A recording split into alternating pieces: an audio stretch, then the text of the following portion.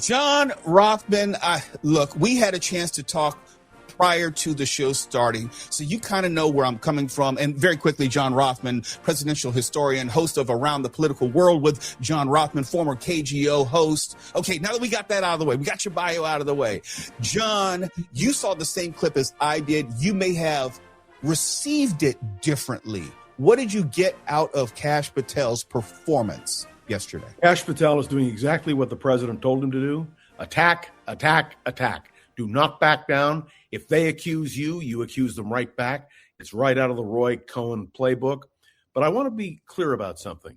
I don't blame the Democrats. I blame the Republicans. The Republicans also serve on the committee. The Republicans are also very uncomfortable with Kash Patel. The problem is the Republicans have no ability or willingness to confront Kash Patel. By the way, as I recalled earlier with you off the air, Kash Patel was asked about his drinking problem before he was confirmed, and he made clear that he would not drink on the job. Look, the simple truth is Kash Patel is not a creditable FBI director. We know that. We know how he has abused his power. We know that he has been complicit with and supportive of the president's determination to go after his enemies, and it's just that clear. But where are the Republicans?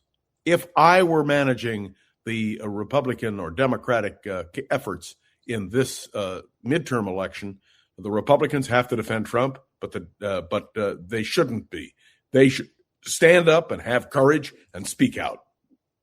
On principle, I agree with you. Yes, the Republicans should be doing their part in the preservation and protection of this constitutional republic / democracy. But they're not going to, John. We know that they're not ever going to do anything. And that's what I said at the beginning. We know who they are, but who are we? Mo, it depends. If the Republicans retain control of the United States Senate for the next 2 years, we are going to have more instances like Kash Patel. Mm-hmm. We will see, frankly, nominations to the United States Supreme Court that will be confirmed by a Republican Senate, no matter how narrow the margin may be. And so all efforts should be made to capture the United States Senate. The House of Representatives also needs to be in Democratic hands. And let me just say very clearly, what the Republicans are doing with this redistricting, not even in a 10-year cycle now, they're interrupting the 10-year cycle, is to me one of the most shocking things of all. And we talked off the air about the fact that when you have an expression used like get your rotten hands off Virginia, cotton picking hands off Virginia, we got a problem. And by the way, that was a statement made by a host. It was not repudiated by the representative who was involved in it. And let me explain to you and everybody out there, cotton picking was a major industry in Virginia. It is a racist term. It was applied for racist purposes. Now, Mo observed to me off the air, but this is just another example. It's just one of many examples. Well, yes. My point to you is this should not be tolerated by anyone, by Democrats or Republicans. And frankly, it is being tolerated. It may be criticized, but it's being tolerated. It's inexcusable. And that's why the redistricting question, which you've discussed here on the Mark Thompson program with such vigor, needs to be underlined and emphasized. Because if the Democrats can take the House of Representatives, then you will see a slowing of this Trump juggernaut.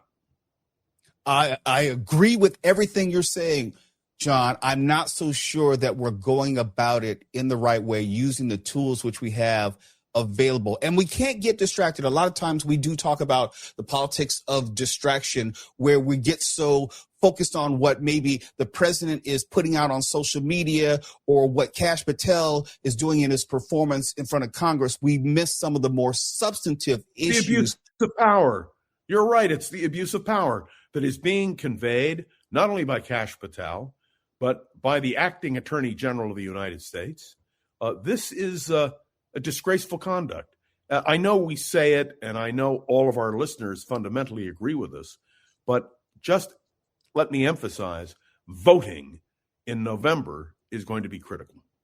It is critical, and it may change or prevent certain things from happening, but there's still the here and now. And we could talk about inflation. Yesterday, we talked about the consumer price index going up to like 3% as far as inflation, but that doesn't even include wholesale inflation. Wholesale is now 6%, according to the numbers today. Wholesale inflation. Do you know what that will mean to the American consumer? If I were the Republicans, I would be in a panic. And you have the clip of Donald Trump just as he was leaving for Beijing saying the very simple thing that he doesn't care about that. He only cares about preventing Iran from having a nuclear bomb. Let's listen to it, and then we can talk about it. Yeah. You're negotiating with Iran, Mr. President. To what extent are American financial situations motivating you to make a deal? Not even a little bit. The only thing that matters that I'm talking about Iran, they can't have a nuclear weapon. I don't think about American financial situation. I don't think about anybody. I think about one thing. We cannot let Iran have a nuclear weapon. I don't think about. And, I don't disagree with him. We don't want Iran to have a nuclear weapon. It would be a disaster. But he has to understand, and we have to understand, that the American economy is being affected by the fact that the Strait of Hormuz is closed. And did you hear the President and the Secretary of Defense say yesterday that we are in full control of the Strait and we're in full control of Iran, which, of course, is horse manure. And I'm being polite in my language. No, but there is some truth in what the president was saying. And the truth was that he does not care about the American electorate or the economic implications. And I think that's the bigger takeaway, as opposed to him saying his focus is on keeping Iran from getting a nuclear weapon, because one has really nothing to do with the other. You can walk and chew gum at the same time. You can acknowledge that people are hurting economically and financially, and also deal with the realities of what's going on in the Middle East, that your decisions and choices and policy objectives have created. And they're, again, I think our White House correspondents have short-shrifted their own responsibilities and and abrogated their responsibilities as far as asking the requisite follow-up question in those moments. If they're given the opportunity, you and I have been in the media for a long time. I've worked for a president of the United States. I understand the restrictions which go around the press corps. Donald Trump has eliminated any potential for real interrogation. And for those who say this is such an open administration, he doesn't have press conferences. He makes statements to the press, lets them ask questions, and then you have a clip of his comment just yesterday to a woman reporter, a woman of color, by the way. Maybe you can play that one too. Yeah, let's see that one again, Tony, from the top. So what happened is we have a ballroom that's under budget. It's going up right here. I've doubled the size of it because we obviously need that. And we're right now on budget, under budget, and ahead of schedule. I doubled the size of it, you dumb person. Double the size. You are not a smart person. You understand, for a president of the United States to say to somebody in the media who is on that media line, who have earned their stripes. I mean, you don't stand on the media line being able to interrogate a president unless you have credibility. To say that a person is dumb, the fact that he singles out women, the fact that he singles out women of color. I mean, to tell you how disturbing it is to see the depths to which we have fallen. And I blame Donald Trump and I blame his White House. And one more thing, you have to know that the AP, the Associated Press, is still not permitted in the White House briefing room. True. They have so controlled what's happening. I never, ever anticipated this. And I work for Richard Nixon. Believe me, I understand the attempts to censor the press, but you don't have it because we didn't talk about it before. But you asked about being challenged. Remember when Dan Rather stood up and challenged Richard Nixon? Yes. And that is the kind of thing that isn't permitted today. And it was one of the great, great moments in American political history. I'm glad you referenced that, because those of us who are old enough to remember Walter Cronkite using his space and place to talk about the reality of the Vietnam War and what Americans were feeling. I'm waiting for someone to meet that moment and step into the proverbial breach and speak up on behalf of Americans in a way which resonates beyond just that media space. And it doesn't seem like we have a Woodward and Bernstein anymore. And I No, know, no, hold on. We do. Let me tell you, I listened the other night on CNN to Fareed Zakaria's talk about the presidency and the imperial presidency. It was one of the best hours I've heard on television, referencing Nixon, referencing other presidents, but he took him on. But the point is, and I think you're spot on this, there is not a Walter Cronkite. There is not a Huntley Brinkley. There is not a Frank Reynolds, who is such a recognizable media figure. Do you remember when Lyndon Johnson said he lost the Vietnam War? Was when Walter Cronkite came out against the war. We have no one in the media who measures up, but people should watch Dan Rather challenging Richard Nixon. It was a stellar moment, a great moment, because it exposed what was going on. And by the way, remember, Dick Nixon at least had the courage to say, I'm not a crook. This president doesn't have that courage. Oh, here it is. Mr. President, are you? Mr. President. Mr. President, I believe earlier. You So heard we a portion. have all of it. You heard a portion. It's okay. But I just want to make the point that there were media figures who had the ability to challenge. What Donald Trump has done is to stifle the media. And I want to raise this again. You know that Radio Free Europe, on which I appeared numerous times, is now non-existent. Radio Liberty is gone. What the President of the United States has done to eliminate our ability to communicate with the world and to control is absolutely unprecedented. And one of the things the Voice of America, one thing that the next president's going to have to do is to rebuild all of that, because it's essential to America. Yeah, well, but to your point, that's then. That's at least 2 elections away.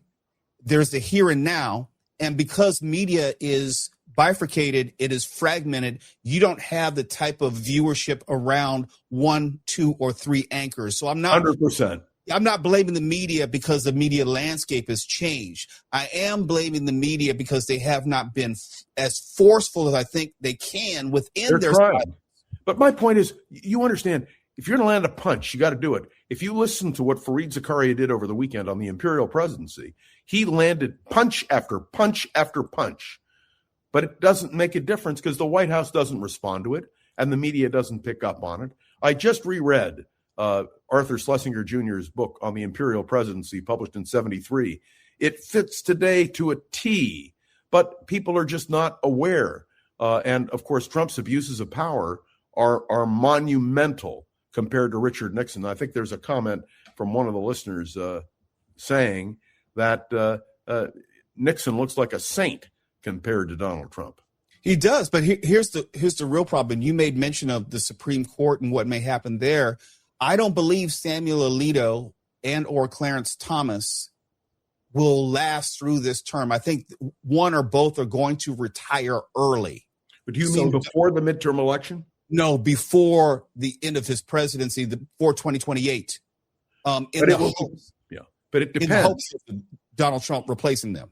Right, but Donald Trump can nominate. But if the Senate is controlled by the Democrats, which is what has to happen to preserve this democracy, in my judgment, we're going to have to move in that direction. That's why November is so critical. And you're right when you constantly say we have to talk about what's happening today. But I can only speculate about what it will mean if the Republicans control the Senate and the House for the next 2 years. Believe me, what Donald Trump would do would be to revolutionize, change dramatically. And by the way, I mentioned the redistricting thing. I know you've talked about it here on the Mark Thompson program, and I know I've talked about it on my podcast. But do people understand how dangerous it is now? That what you're seeing with this redistricting effort by the Republicans, and somebody immediately will say, oh, but the Democrats are doing it too. The Democrats did it in response to the Republicans. They never initiated it themselves. And I think that's the critical difference. They don't care. And I hear this all the time. John, They don't care. There's nothing that Donald Trump can say which will make them believe that he's racist. There's nothing that Donald Trump can do will make them think that he's a crook or he's corrupted. There's nothing that he can say or do that people would believe, or his supporters would believe, that he's in the Epstein files and probably is guilty of having sex with children. There is nothing that can be said to change people's minds. This is not about changing people's minds or winning over hearts and minds. This is about winning elections, and there's nothing the Republicans will not do.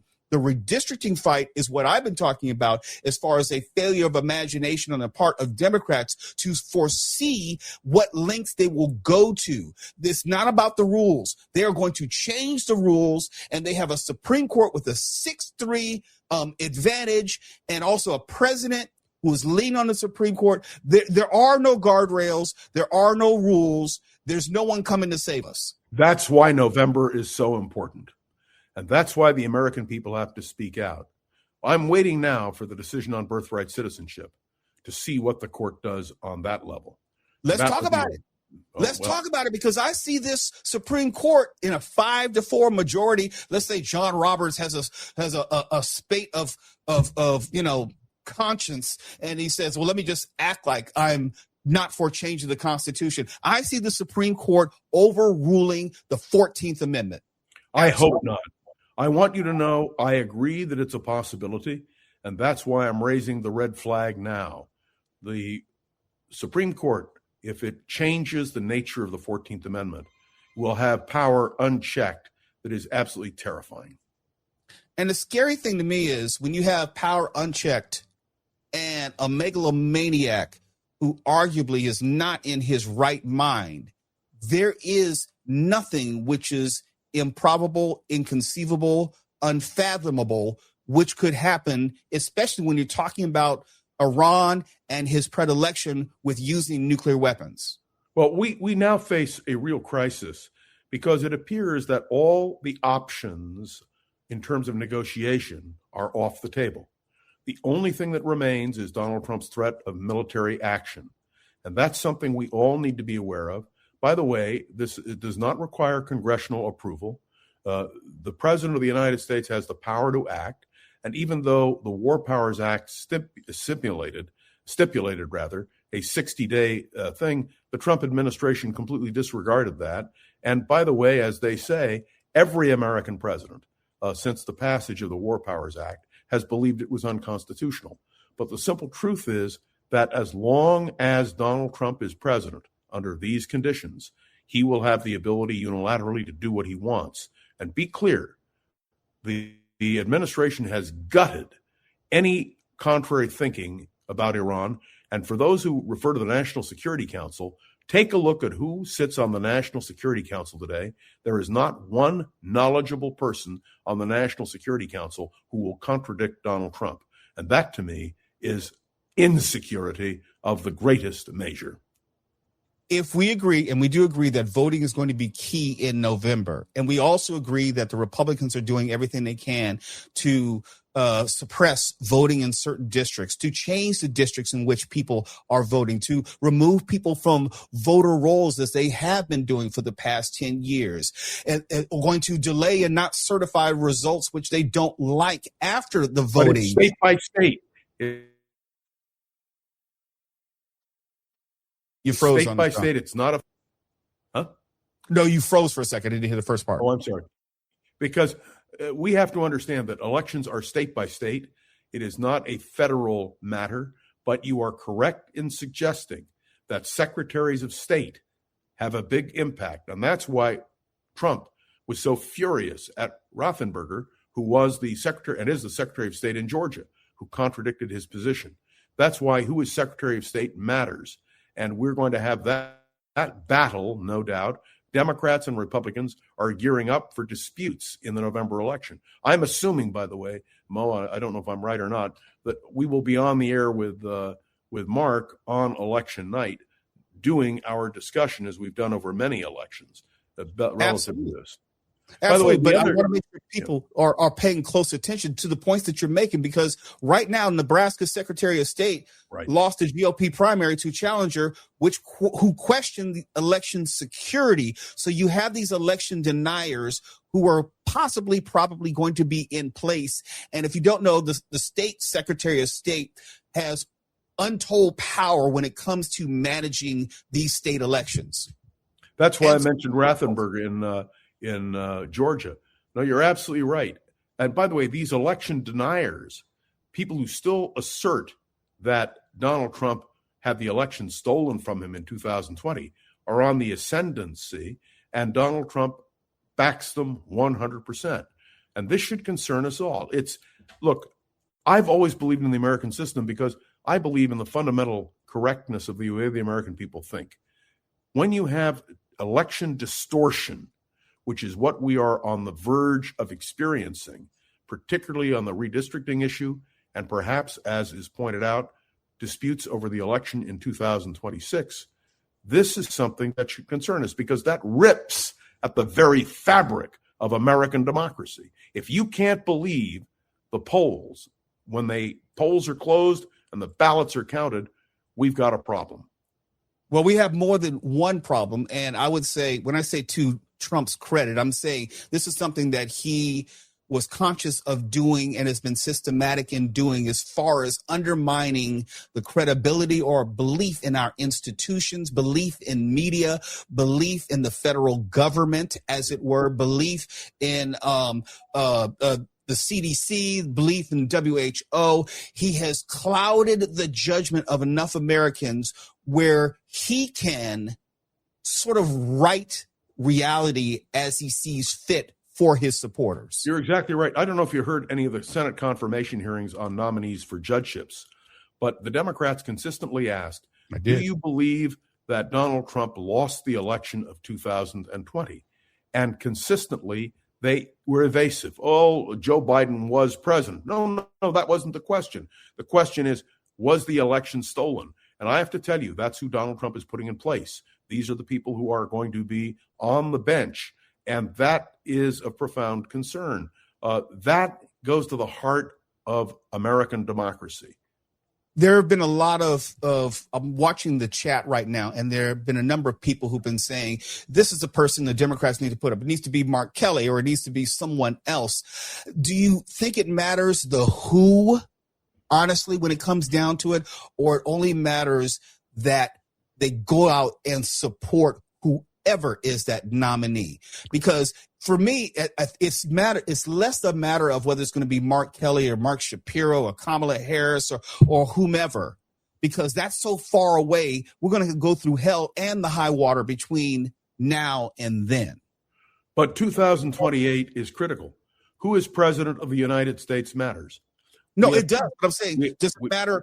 In other words, will it make a difference whether the Democrats put forward, let's be honest and specific, a white man or a person of color or a woman going forward? Because I hear that the Democrats should not do a person of color. They should not have another woman, because that will be a losing proposition in today's America. And I don't know where to come out on that. I don't think that's necessarily true. What you have to have is a strong Democratic ticket with enthusiastic support. And there needs to be a real battle for the Democratic nomination. And we'll have to see how it plays out. It would not surprise me to indicate again that very often the American people don't vote for, they vote against. And let's assume for a minute that the ticket is Vice President Vance for president and Marco Rubio for vice president, which, by the way, is the ticket Donald Trump really endorsed and then said he didn't endorse it. He was just suggesting it. It makes the most sense for Republicans. But I really believe the next election, the presidential election, will be a referendum as much on Donald Trump as anything else, even though he's not on the ballot. So can there be a rise in concern and, yes, indignation and a vote against? Absolutely. And let me tell you, my great nightmare, Mo, is that I will die before the election results come in. You and me both. No, so, seriously. That's my concern. I want to live to see the other side of this for America. Sure. I'm being serious. And that's what we have to do. There are other Democrats coming up. There's a possibility of any number of things, including, by the way, who is governor of California. We haven't delved into that on this podcast as much, although I was on KFI with Mark talking about this. But, for instance, if Tom Steyer is the nominee of the Democrats, basically top two, he'll run for president for sure. And I think that also should be a real concern. But we'll have to sort that out. Let's get through the election first. And let's make sure, and I really believe this, that the Democrats must capture the House at the minimum and the House and the Senate together to make a real difference. Otherwise, we'll just be going through this again and again and again. We began this conversation talking about the media and its role, and I want to end there. And separate and distinct from the election, the midterms in 2026, regardless of who controls the House or the Senate, the DOJ will still be under the control of the Trump administration. And presumably Todd Blanche, who I think is auditioning to become the Attorney General.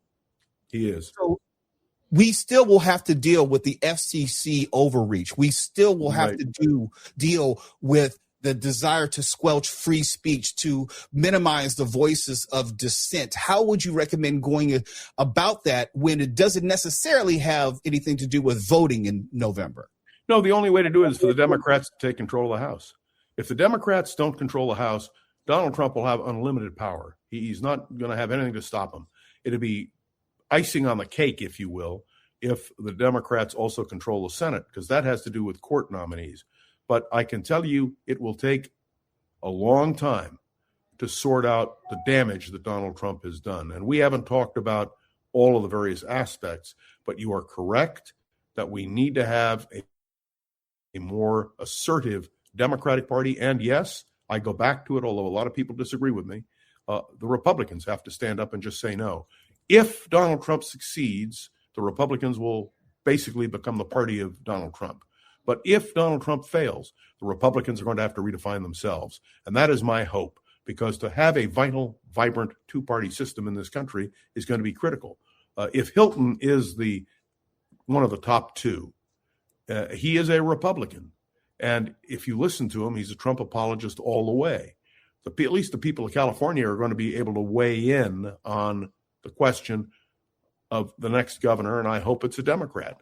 And I just saw a poll today that shows Mahan, the the mayor of San Jose, coming up in the polls. But a lot of people are very concerned because there has to be a credible Democrat and a credible Republican running against each other. And then California has to move toward reform. So there is a real Democratic primary and a real Republican primary. One last point. Let me point out, whoever is governor of California automatically is a potential president of the United States, or at least a major contender for the nomination. So I'm watching very carefully what happens here in California on June 2nd in that vote. You're right. And something I've talked about in my other media work. Steve Hilton, former Fox personality, is leading in the polls, but it's misleading because for those who are not in California, we have this jungle primary, and the top two vote getters in the primaries will go on to the general election. That's why we need the reform. We need to have a Democratic primary and a Republican. Donald Trump has endorsed Steve Hilton, which I think is good news for the Democrats, because it nationalizes that election and it focuses that election, and it wakes up people to realize that this is very serious for Democratic interests in the state of California and beyond. Yeah, we haven't talked about the environmental impact on what Trump is doing off the coast of California, but I can only tell you we better have a governor who is strong enough to stand up to Donald Trump and really make positions clear. This is going to be essential to the future of our state. And that's the question, and also the trepidation for many people with Javier Becerra presently. Just being honest. Yeah, you're right. But if Becerra is in the runoff against Hilton, Becerra will be the next governor of California. And there's no question about that. And I think that is what is really key. Can't disagree there. He's John Rothman, presidential historian, host of Around the Political World with John Rothman, of course, formerly of KGO. And occasionally, I guess you'll hear him alongside Mark Thompson when he sits in with him on KFI. John, it's always great to talk to you. Oh, thank you. May I ask, I always make the pitch before I go off. People need to support the Mark Thompson program. Yes. The fact that there is no more KGO, the fact that our news sources are limited, the fact that we have an outlet like the Mark Thompson program makes it critical for people to support the Mark Thompson program. And that includes the work of Kim McAllister. And yes, Mo, when you fill in, absolutely supporting you as well. I appreciate you, my friend. Let's talk again soon. I hope so. Thank you. If you like the show, please take a moment to rate, review, and subscribe. It really does help the show to grow. Thank you for listening.